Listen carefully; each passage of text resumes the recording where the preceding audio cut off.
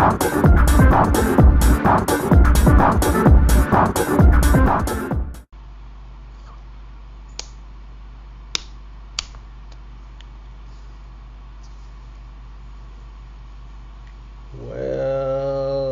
it's Bad Hair Saturday. Welcome to the Accro pole studio for kids who can't pole good. I am Accro Brandon, and today we are gonna learn how to pole transfer. Holler, shit's gonna be sick. So let's talk about this. We're gonna break it down. Jumping pole to pole. It's really simple. It really is.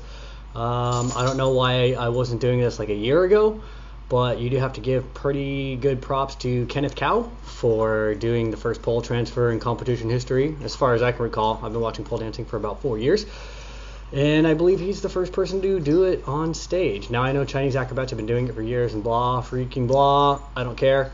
But we're going to learn how to do it, and I'm going to break it down into a few different exercises that might help you. I have both of my poles back here behind me. They're about 6.5, 7 feet spaced apart, which is right around competition spacing. Can be anywhere from 6 to 8 feet. And in your studio, if they have multiple poles, sometimes they're staggered and offset, so they can be anywhere from 5 to 8. Obviously, the closer together it is, it's going to be a little bit easier.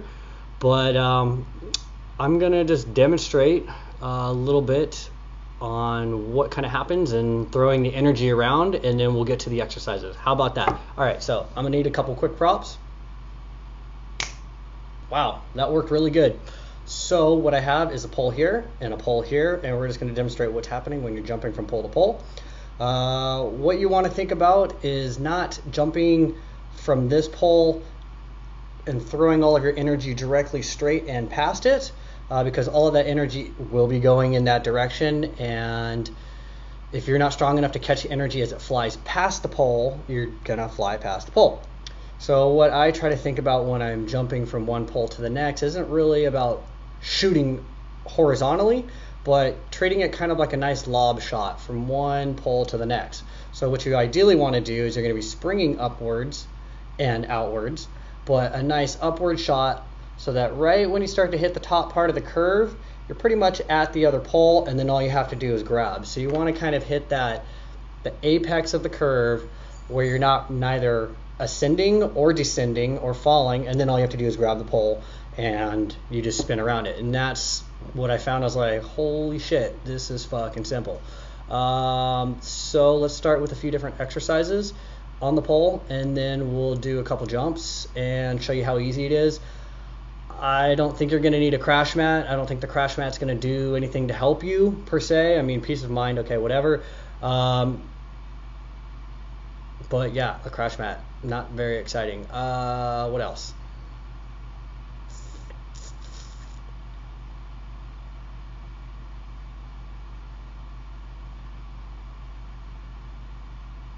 So exercise number 1 would be learning how to monkey climb, or at the very least hold on to the pole. If you've never done a monkey climb, you basically put both of your feet on the pole and hold with both hands, keeping them fairly close together, hands and feet.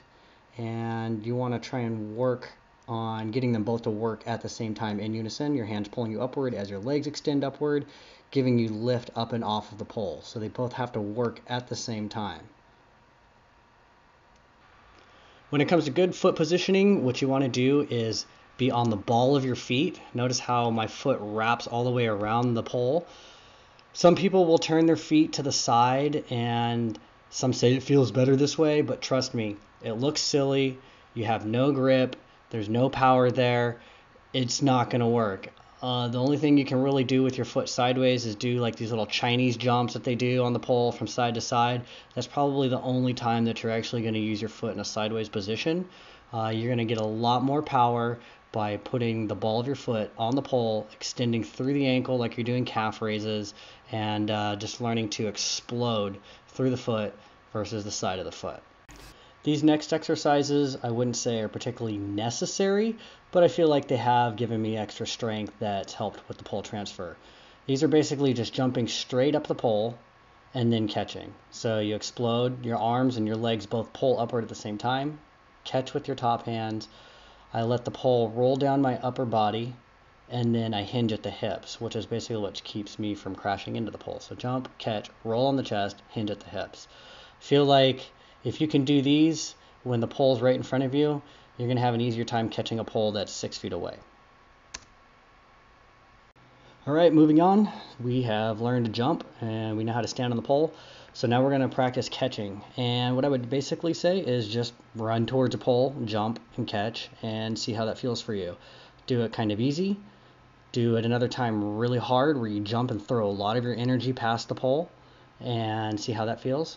And also do it on a spinning pole. Spinning poles are pretty easy. You just jump, catch, hold on, and call it a day.